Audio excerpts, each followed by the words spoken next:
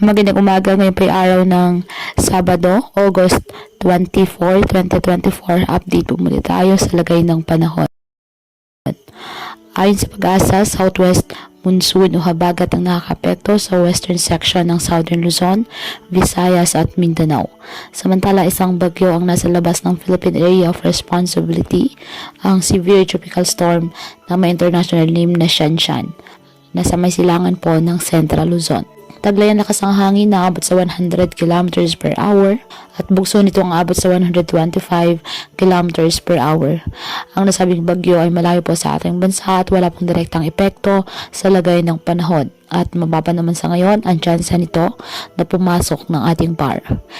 Ngayong araw dahil sa southwest monsoon na sana maulap na kalangitan na may kalat-kalat na pagulan at thunderstorms sa western Visayas, Negros Island Region, Palawan at Occidental Mindoro.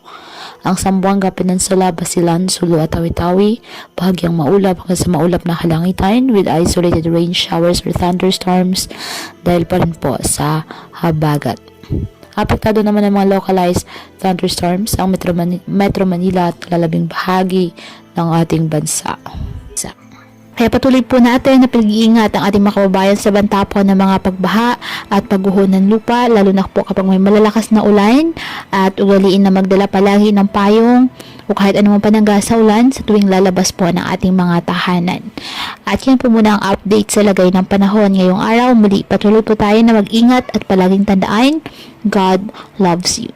Stay safe and God bless.